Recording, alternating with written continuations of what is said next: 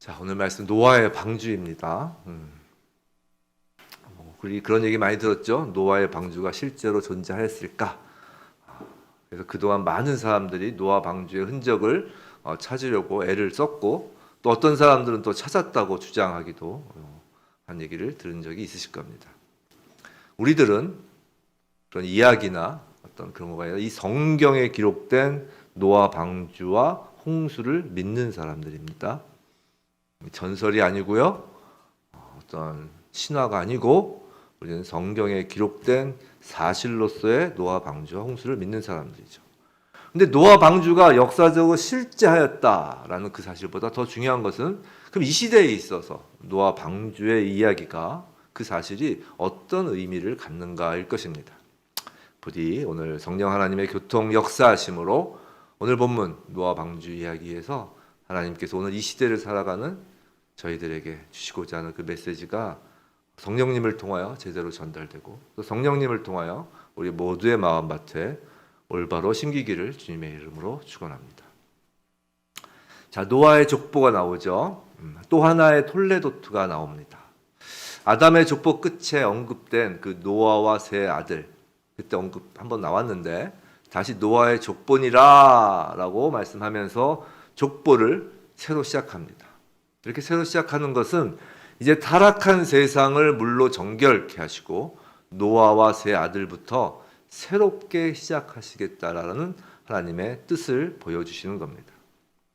사탄은 늘 하나님의 영광을 무너뜨리기 위해서 하나님이 사랑하시는 세상을 타락시킵니다. 하나님이 세상을 사랑하사 이렇게 얘기하잖아요. 그 사랑하시는 세상을 타락시키는 거예요. 사탄이 하는 일은. 그러나 그런다고 해서 하나님의 영광이 무너지는 것은 아닙니다. 하나님은 하나님의 사랑을 멈추신 적이 없고 언제나 대안을 마련하시고 또 새로 시작하시는 분입니다. 타락한 세상 속에서 하나님의 대안, 하나님의 새로운 시작은 노아였습니다. 성경은 노아를 의인이요 당대의 완전한 자라고 표현합니다. 그리고 하나님과 동행하였다고 합니다. 자, 하나님과 동행하였던 에녹은 이 땅에서 사망 권세에 속하지 않은 채 하나님이 데려가심으로 세상에 있지 않았습니다. 그러나 노아는 하나님과 동행하며 이 땅에 방주를 짓습니다. 자, 노아가 의인이요 당대의 완전한 자이기 때문에 하나님과 동행할 수 있었고 방주를 통해 구원을 받을 수 있었을까요? 하나님에 대한 새로운 시작은 그러나 사람에게서 시작된 것이 아님을 우리 노아 족보 그 앞에 바로 나오는 본문 8절에서 찾을 수 있습니다. 본문 8절 노아는 여호와께 은혜를 입었더라. 성도 여러분, 우리가 놓치면 안 되는 진리가 있습니다. 하나님의 은혜가 의로움, 완전함보다 앞선다는 것입니다. 노아를 의롭고 완전한 사람이라고 말씀하기 전에 그가 하나님의 은혜를 입었다는 말씀이 먼저 나오는 것은 결코 우연이 아닙니다. 노아가 순종하였기 때문에 구원받은 것이 아니라 노아가 순종할 수 있었던 것은 은혜를 입었기 때문입니다. 그럼 하나님의 은혜를 입었다라는 것이 과연 무엇일까요? 그리고 노아의 의로움, 완전함이란 무엇일까요? 그 내용이 오늘 노아 방주에 관한 하나님 말씀에 들어 있습니다. 자, 그런데 그 말씀하기 전에 홍수 직전의 세상에 대해서 먼저 말씀하십니다. 본문 11절, 12절이죠. 부패하고 포악하였다고 합니다. 부패, 이 원어의 뜻은 썩어서 쓸데없이 되었다라는 의미입니다. 그런데 부패하다로 번역된 그 히브리어와 13절을 보시면 13절에 하나님께서 멸하리라라는 말이 있죠. 그때 멸하다의 히브리어가 같은 단어입니다. 즉 부패하다와 멸하다가 같은 단어를 쓰고 있어요. 무슨 말이냐면 이런 겁니다. 아름다운 그림이 있다고 하죠. 명화가 있다고 합시다. 근데 누군가 그 그림에 페인트를 붓고 찢어서 완전히 쓸데없게 만들었습니다. 복구가 불가능하게 만든 거예요. 그러면 그 그림을 그린 화가는 더 이상 그게 그림이 아니기에 그것을 치워버립니다. 황폐케 된 것은 하나님의 황폐케함을 맞이하게 되는 것입니다. 성도 여러분, 홍수에 대하여 하나님을 오해하지 않아야 합니다. 홍수로 부패한 세상을 멸하신 것이 문제가 아니라 세상을 부패하게 만든 죄의 근원인 사탄과 그 사탄이 던져놓은 달콤한 죄의 유혹에 마음을 지키지 못한 사람이 문제인 것입니다. 그리고 포악함입니다. 잔혹한 폭력 행위를 의미해요. 여기서 폭력 행위는 물리적 폭력에 한정되지 않습니다. 약육강식의 잔혹한 사회를 말하는 거예요. 그런 사회에서 모든 사람들은 보다 많이 가져야 되고 보다 높게 오르려고 발버둥을 칩니다. 세상을 먹이사슬로 만드는 것입니다. 강자가 약자를 집어삼키는, 그것이 정의인 사회. 그리고 서로 먹이사슬의 최상부에 상층부에 오르려고 아주 발버둥을 칩니다. 그런 사회, 그런 먹이사슬이 바로 포악함입니다. 근데 이 부패함과 포악함이 어디서 행하여졌는지가 중요합니다. 11절 한번 보시면 하나님 앞에라고 합니다. 하나님 앞에 부패하여 포악함이 가득하였다.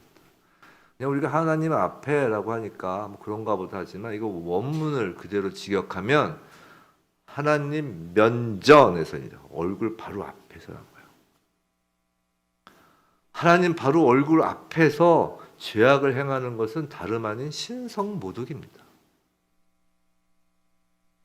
인간이 인간에 대하여 범죄를 저지르고 인간이 자연계에 대한 잘못을 범하는 것은 모두가 하나님 면전에서 하는 일입니다.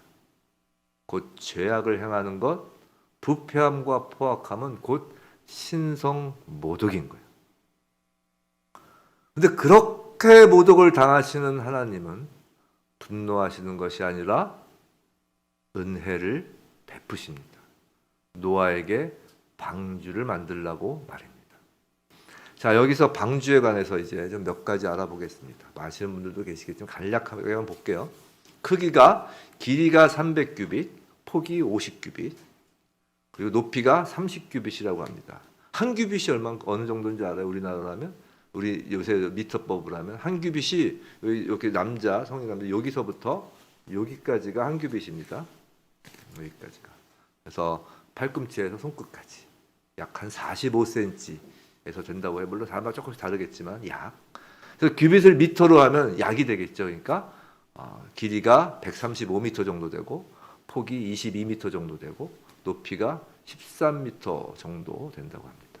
농구장 한 20개 뭐 이렇게 된다고 해요.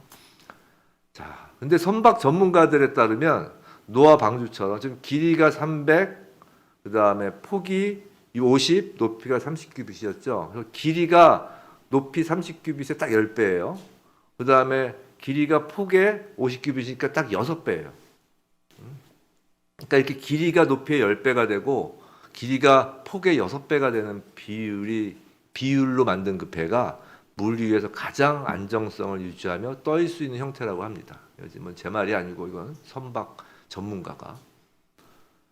또 우린 또 그런 생각을 합니다. 노아 방주 안에 과연 하나님 말씀대로 모든 종류의 동물들을 다 태울 수 있을지 궁금해하는데 이 방주의 규모를 감안할 때 다 저도 찾아본 거죠. 이제 담을 수 있는 총 적재량이 약 43,000톤에 달한다고 합니다. 어느 정도인지 가늠도 할 수 없어요. 근데 이 정도 공간이면 현재 생존하고 있는 포유류, 조류, 파충류 등 생물체 지금 현존하는 게 한 17,600종 뭐 그 정도 된다고 하는데요. 없어진 것도 있고 하니까 그거에 이제 암수 한 쌍씩 즉 35,200마리의 동물을 실어도 방주에 약 3분의 1만 찬다고 합니다. 여유가 많은 거예요.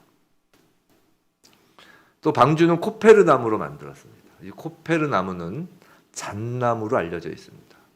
근데 잣나무가 어떤 수종인지를 제가 잘은 모르지만 전문가들 말에 의하면 배를 만드는데 매우 적합한 나무라고 합니다. 그리고 전해오는 말에 의하면 예수님이 달리신 나무가 십자가가 잣나무였다고도 합니다. 성경에 나오는 얘기가 아니라 전해오는 얘기에 의하면. 근데 성경에서 잣나무를 가리킨 말씀이 근데 있습니다. 호세아서 4장 18절 말씀인데요. 메모해 놓으시고 호세아서 4장 18절 말씀입니다. 여기서 하나님 당신을 지칭하시며 나는 푸른 잣나무 같으니 네가 그러니까 내가 나로 말미암아 열매를 얻으리라 라고 하셨습니다. 방주는 잣나무로 지은 방주는 곧 하나님 자신을 의미합니다. 우리를 보호하시고 구원으로 인도하시는 분이신 하나님이 우리의 방주인 거예요.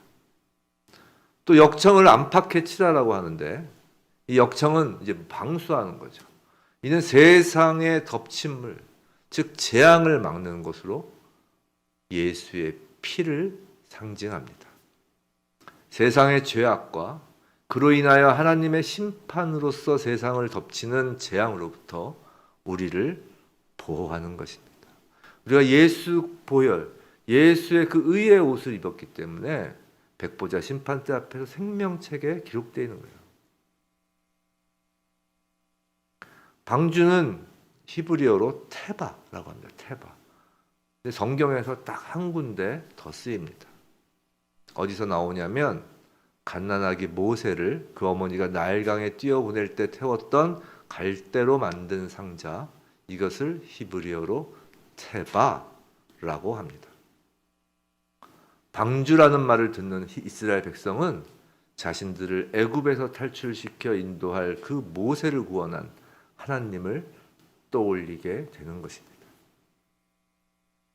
근데 노아의 방주에는 돛도 없고 노도 없고 키도 없고 엔진 기관, 동력 기관이 없습니다. 방주 자체가 하나님이시기에 그런 것들이 필요 없습니다. 온전히 하나님 손에 붙들리고 하나님의 보호와 인도하심만 있으면 되는 것입니다. 그런데 노아의 방주에서 특이한 점은 창이 하나만 있다는 것입니다. 우리나라 말 성경에서 잘 드러나지 않지만 영어 성경에서는 이 점을 확연히 기록하는데 a window라고 해요. 한 개의 창문입니다. 왜 굳이 두 개도 아니고 하나의 창일까요? 창은 바깥을 바라보는 문입니다. 참고로 여기서의 창은 그 비둘기를 내보낸 그 문과는 달라요. 그러니까 비둘기를 내보낸 문은 다른 단어를 쓰고 있어요. 언어에서. 그러니까 바깥을 보는 문이에요. 보는 창문이에요. 지금. 근데 이게 하나일까요? 그 창은 바깥을 바라보는 문이에요. 우린 창을 통해 집안에서 하늘, 구름, 땅, 나무, 새 그런 세상을 봅니다. 창이 하나인 것은 방주를 타고 구원을 받은 사람이 세상을 바라보는 관점이 단 하나이어야 한다라는 거예요. 선악을 알게 하는 나무의 열매를 먹은 이후 사람들은 각자가 선악을 구별합니다. 자기가 좋은 대로. 그것이 바로 사사기 시대 이스라엘 백성의 부패한 모습, 각자 자기 소견대로입니다. 그러나 하나님의 구원의 방주에 오른 사람들은 모두가 오직 하나의 창문을 통해서만 세상을 바라보아야 하고 바라볼 수 있는 것입니다. 바로 성경 말씀이라는 창문이에요. 번역이 조금씩 각 나라의 언어로 따라서 약간씩 다를 뿐 모든 그리스도인은 동일한 성경을 봅니다. 같은 말씀을 보는 거예요. 전 세계 그리스도인과 몇 억이 되든 다 같은 성경을 보는 거예요. 그리고 모두가 동일한 성경 안에 담긴 하나님 말씀을 통해서 세상을 바라보는 것입니다. 세상의 철학, 윤리, 문학 등 모든 서적도 우린 성경이란 창을 통해 보는 거예요. 정치, 경제, 문화, 예술 등 모든 영역 분야도 성경을 통해 바라보는 거예요. 이것이 성경적 가치관이에요. 성경적 가치관이 어려운 게 아니라 성경을 보는 거예요. 성경을. 세상을 향해서. 자, 하나님은 이제 방주의 설교들을 모두 노아에게 알려주셨습니다. 그리고 17절에서 이제 다시 한번 심판을 경고하십니다. 생명의 기운이 있는 모든 육체, 생명의 기운이 있는 이제 모든 생물을 얘기하는 거예요. 사람뿐만이 아니라 모든 육체를 천하에서 멸절하리니 땅에 있는 것들이 다 죽으리라 라고 말이죠. 하지만 노아에게는 언약하시기를 보존을 언약하시죠. 방주에는 노아와 노아의 아내 그리고 세 아들, 그 세 아들의 아내들, 며느리들 이렇게 도합 8명이 들어가라고 하십니다. 그리고 모든 생물 암수 한 쌍씩 방주로 들어가 생명이 보존됩니다. 오늘 본문은 아니고 이제 7장 다음 장에 나온 7장에서는 그 짐승 가운데 이제 정결한 것은 암수 7씩, 부정한 것은 암수 2씩 방주에 들어가도록 하십니다. 들어가도록 하나님 말씀하세요. 그러니까 바뀌었다기보다는 기본이 한 쌍인데 그중에 정결한 것은 7쌍을 이제 들어가라고 한 거예요. 그 정결한 것이 암수 7인 이유는 그게 왜 그러냐면 후일 이제 홍수가 그치면 노아가 뭘 하냐면 그치자마자 제사를 드려요. 근데 제사의 제물에는 이제 정결한 짐승만 사용해야 되기 때문에 정결한 짐승을 더 이제 많이 태우는 것입니다. 그리고 하나님은 자상하게 이제 노아에게 식량을 저축하라고까지 하십니다. 여기까지가 하나님이 노아에게 주신 말씀입니다. 오늘 말씀을 시작하면서 노아에게 입히신 하나님의 은혜가 무엇인지 알아보겠다고 했죠. 이것이 은혜입니다. 무슨 말이냐면 노아에게 하나님 말씀을 주심이 은혜라는 거예요. 노아가 하나님께 은혜를 입었다라는 것은 노아에게 하나님의 말씀이 임하였다는 것입니다. 성도 여러분, 믿음은 들음에서 난다는 로마서 말씀이 있죠. 그럼 듣는다는 것이 무엇일까요?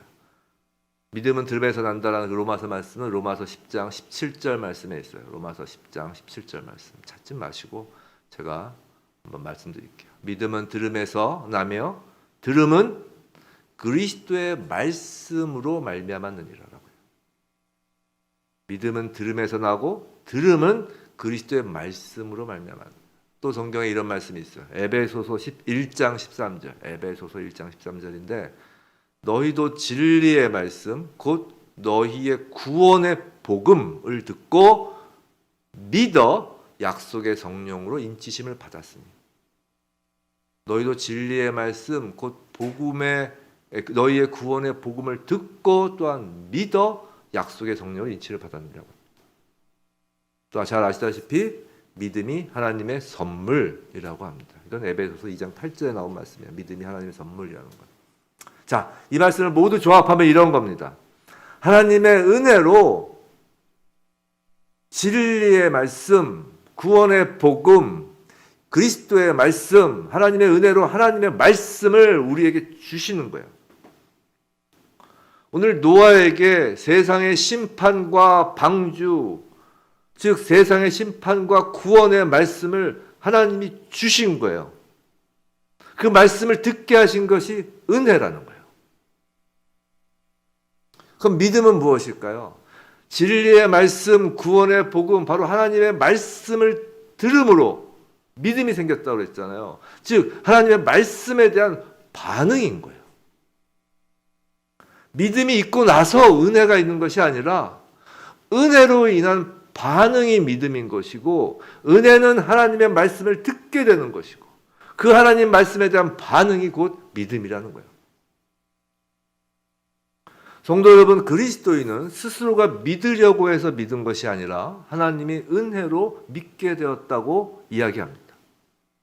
맞는 말이에요. 그런데 이 말을 가지고 이 핑계로 자신의 믿음 없음의 책임을 하나님께 돌리는 잘못을 범할 때가 있다라는 거예요. 하나님이 안 주셨기 때문에 믿지 않는 거지. 하나님 믿음을 주신다며 근데 믿음을 안 주셨으니까 내가 안 믿는 거지. 그 책임은 하나님께 있다라는 거예요.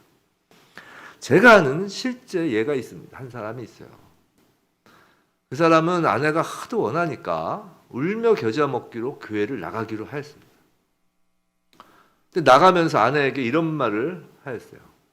믿음은 스스로 믿는 것이 아니라 하나님의 믿음을 선물로 주시는 것이라면서 그럼 내가 1년 동안 교회를 나가주는데 그 안에 믿음이 생기지 않으면 하나님이 주시지 않은 것이니 그 기간이 지나도 믿음이 생기지 않으면 더 이상 교회를 나가지 않겠다라고 말입니다. 결과는 어땠을까요? 결과는 1년을 꼬박 채우고 나서 더 이상 교회를 나가지 않았습니다. 지금 그 사람을 책망하려는 것이 아닙니다. 그 교회의 설교자를 탓하려는 것도 아닙니다. 문제는 믿음을 하나님이 주시지 않은 것이 아닙니다. 하나님이 주신 은혜를 그 사람이 받지 않은 것이 문제입니다. 그 사람은 말씀의 은혜가 아니라 교회 출석이라는 자신의 공로로 믿음을 거래하였던 것이에요. 성도 여러분, 예배의 순서 가운데 우리가 하나님께 드리는 순서가 있어요. 그 찬양, 기도, 헌금 순서가 대표로 드리는 순서라면 그 하나님께 받는 순서도 있습니다. 딱 두 가지예요.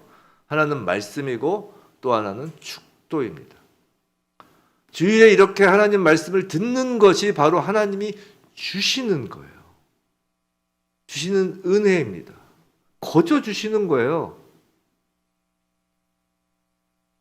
헌금을 내니까 말씀을 듣는 게 아니에요. 그렇게 교회, 제가 옛날에 어떤 후배는 교회를 다녔던 날에 교회를 결국 떠났는데 한번 교회를 데리고 갔는데 딱 이제 설교 끝나고 이제 헌금 하더라고요.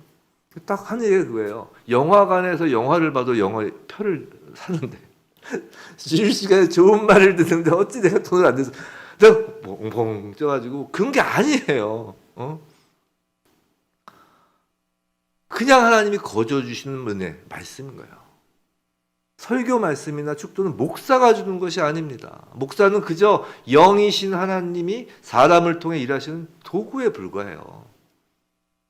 하나님의 말씀이고 하나님이 주시는 축복인 거예요.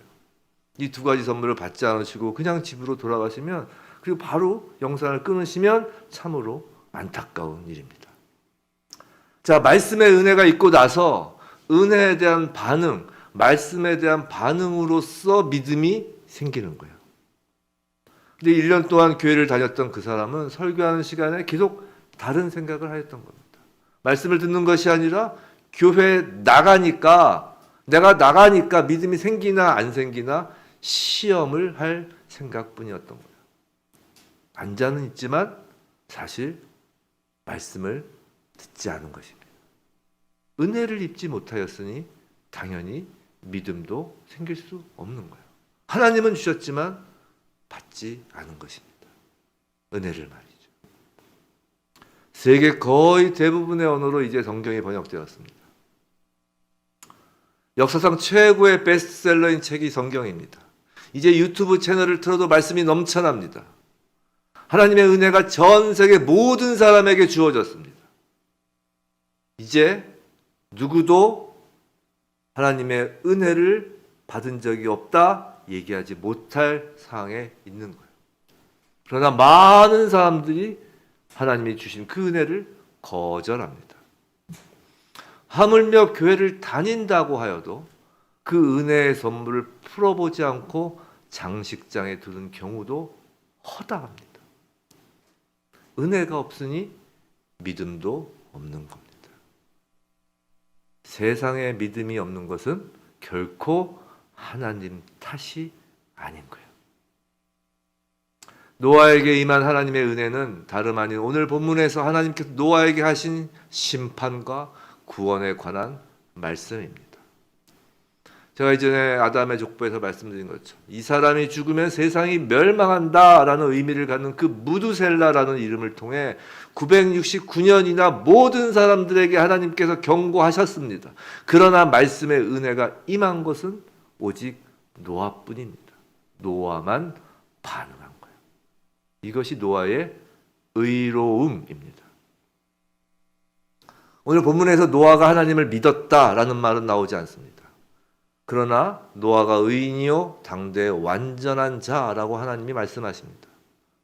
우리는 오직 믿음으로만 의인이라 칭함을 받는다고 알고 있습니다. 맞습니다. 그런데 노아에게 오늘 본문에서 믿음이란 단어는 등장하지 않습니다. 또한 완전한 자라는 말은 하나님을 경외하는 자라는 의미입니다. 완전하다 해서 퍼펙트 모든 것을 갖추고 힘도 쓰고 이런 게 아니라 하나님을 경외하는 자가 완전한 자예요.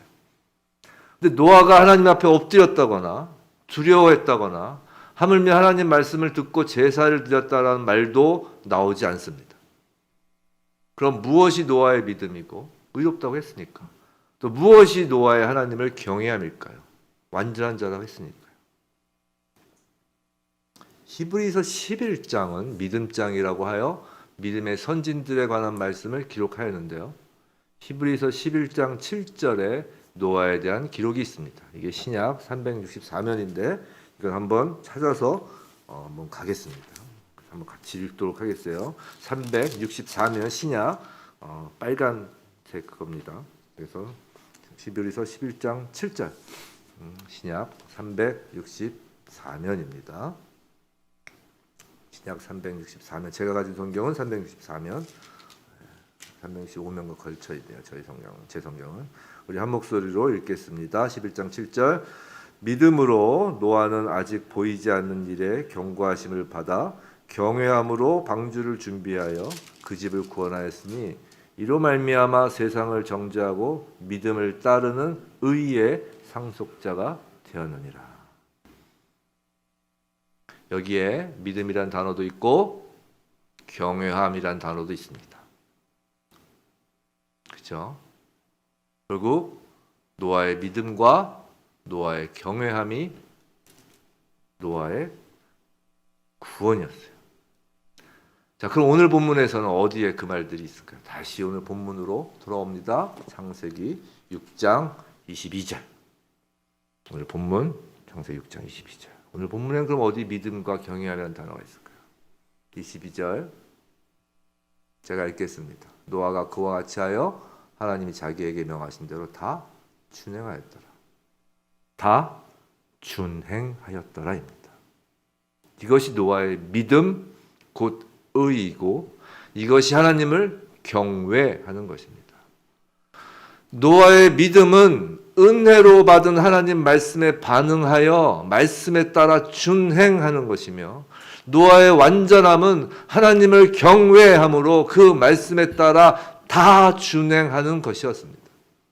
시작은 하나님의 은혜입니다. 그렇기에 노아의 믿음과 하나님을 경외하는 것이 모두 은혜에서 비롯된 것입니다. 그럼 우리에게 지금 나가서 배를 만들라는 것일까요? 흔히들 노아의 방주를 지금의 교회라고 합니다. 그리고 그 방주 안에 들어가야 구원을 받는다고 합니다. 한편으로 맞는 말이기도 하지만 한편으로는 무언가 부족한 면이 있는 거예요. 자, 방주는 아까 하나님이라고 했습니다. 즉 예수 그리스도입니다. 그렇다면 예수 그리스도의 몸인 교회가 방주라는 것은 이름 맞습니다. 틀린 말이 아닙니다. 그리고 예수 안에, 즉 방주 안에 있어야 구원을 받는다는 것도 맞습니다. 오늘 본문을 보면 노아가 은혜를 입었고 노아가 믿음으로 말씀에 반응하여 의인이요 완전한 자로서 방주에 들어가 구원을 받은 것입니다. 방주에 들어가야 구원을 받죠. 그런데 노아의 아내를 비롯하여 아들 셋과 며느리 셋은 즉 8명, 나머지 7명은 왜 구원을 받게 되느냐는 거예요. 그저 가족이니까? 그럼 다른 친척은 없었을까요? 노아의 가족 하면 1촌만을 얘기하는 건가요? 부인하고? 이게 좀 이상하지 않으셨어요? 노아의 방주에서 정말 중요한 거 하나를 더 보겠습니다. 자, 성경에는 노아가 언제부터 몇 년 동안 방주를 지었다라는 정확한 기록은 없습니다. 근데 두 가지 견해가 있어요. 전 재밌던데 같이 재미를 느껴보시면 좋겠습니다. 하나는 하나님께서 사람의 날수가 120년이다 라고 말씀하실 때부터 노아가 방주를 짓기 시작했다라는 그 견해가 있어요. 즉 120년 동안 방주를 지었다는 것이죠. 이 견해대로라면 자, 그 아담의 족보 끝에서 노아가 500세가 된 후에 셈과 함과 야벳을 낳아요.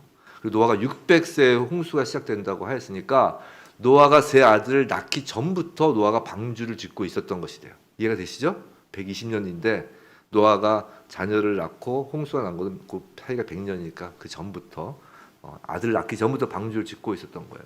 자, 또 다른 견해는 노아의 아들들이 결혼하여 이제 성인이 되어서 노아와 함께 방주를 지을 나이 정도가 되었을 때 방주 짓기를 시작하였을 것이라는 견해예요. 그래서 대략 한 80년 정도. 왜냐면 500살부터 이제 아들들을 낳기 시작했는데 첫 아이를 예를 들어 501살에 낳았다고 쳐도 한 성인이 돼서 한 16년, 얼추 뭐 한 80년 600살까지 한 80년 정도 걸렸을 것이다 라고 추정을 하는 거예요. 근데 이 견해들이 왜 이제 흥미롭냐면 이 두 견해 모두가 노아의 세 아들들이 방주를 노아와 함께 지었을 것이라는 거예요. 첫 번째 견해에 따르면 노아가 수십 년 동안 재료를 모으고 방주를 짓기 시작하였고, 근데 아들들이 태어나 보니까 아버지가 방주 짓고 있는 거예요. 그 아버지 보고 잘한 거예요. 그러니까 당연히 노아의 방주 짓기는 가업이 되었고 그 일을 아들들도 하였다는 것이죠.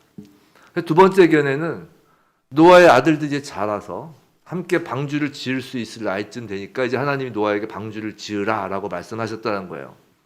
그래서 어쨌든 노아의 아들들 그리고 그 아내들도 방주를 함께 지었다는 것입니다. 노아는 분명히 자신이 받은 하나님의 심판 경고를 사람들에게도 전하였을 거예요. 적어도 가족들에게는 확실히 전하였겠죠. 다른 것도 아니고 심판의 경고인데. 그런데 다른 사람들의 그 비웃음과 손가락질을 당하면서도 묵묵히 아버지는 방주를 짓는 거예요. 다들 미치는 영감이라고 손가락질했겠죠. 근데 그 손가락질을 당하면서도 묵묵히 방주를 짓는 아버지를 가족들은 곁에서 보았던 겁니다. 아버지가 이제 잣나무를 듭니다. 이제 못을 박으려고 하는데 누군가 나무를 붙잡아줘야 되잖아요. 아들들은 어쩌면 자신들도 손가락질 받고 놀림받는 것이 두려워서 처음에는 방주 짓기를 주저했을 수도 있습니다. 하지만 아버지의 믿음을 보았어요. 하나님을 경외하는 것을 보았어요. 방주 짓는 그 묵묵함 속에서 말이죠. 혼자서 잣나무를 한 손으로 받치고 다른 손으로 못을 박으려고 애쓰며 땀 흘리는 아버지의 손에 아들의 손이 얹혀지는 거예요. 아버지의 믿음에 아들의 믿음이 자란 거예요. 분명 노아의 가족들은 함께 방주를 지었을 것입니다. 아들들은 무거운 나무를 나르고 또 노아의 아내와 며느리들은 물을 떠다 주고 역청도 발랐을 거예요. 혹시 몸이 아프면 옆에서 박수라도 쳐줬을 거예요. 그게 각자 할 수 있는 것을 합하여 한 거예요. 무슨 말이냐면 성도 여러분, 방주 안에 들어가야 구원을 받는 것은 맞는 말씀이에요. 그런데 방주 안에 들어가는 사람은 방주를 만드는 사람들이라는 거예요. 왜 신약에서 바울 사도를 통하여 그렇게 교회에 대한 말씀을 많이 하셨을까요? 예수 그리스도의 몸의 지체이다. 합력하여 하나가 돼서 교회를 세워가는 것이다. 서로 덕을 세운다는 건 서로의 신학을 북돋아 준다는 거예요. 그렇게 해서 교회를 만들고 세우라고 하는, 왜 신약에서 그렇게 얘기할까? 그것이 방주를 만드는 자들이 방주 안에 들어가는 것이기 때문이에요. 교회가 방주라는 말은 틀린 말이 아닙니다. 그러나 교회를 그저 다닌다고 모두 방주 안에 있다고 보장할 수는 없다라는 거예요. 아까 말씀드린 그 친구처럼 말이죠. 교회를 짓는 자가 방주 안에 있는 것입니다. 은혜에 반응하는 믿음이 있는 자는 그 믿음이 곧 방주를 짓는 것이기 때문이에요. 믿음으로 의롭다 칭함을 받고 의인으로 칭함받은 자가 구원에 도달하잖아요. 그럼 교회가 무엇인가? 교회는 개인으로서의 교회가 있습니다. 고린도전서 6장에 보면 이런 얘기가 있어요. 우리 몸이 그리스도의 지체라고 하고 성령의 전이라고 하면서 창녀의 지체를 만들지 말라고 합니다. 그리고 음행을 피하라고 하죠. 십자가 잣나무로 개인의 성전 방주를 짓고 그리스도 보혈인 역청을 안팎으로 발라 개인으로서의 교회를 세우는 것이 믿음이고 경외함입니다. 믿음은 개인의 경건함도 믿음이에요. 그것이 방주라고요. 그리고 교회는 또 공동체로서의 교회가 있습니다. 혼자 만들지 못합니다. 최소한 2명은 있어야 합니다. 한 명은 잣나무를 잡아주고 한 명은 못을 박아야 하는 거예요. 혼자 할 수 있는 일이 아닙니다.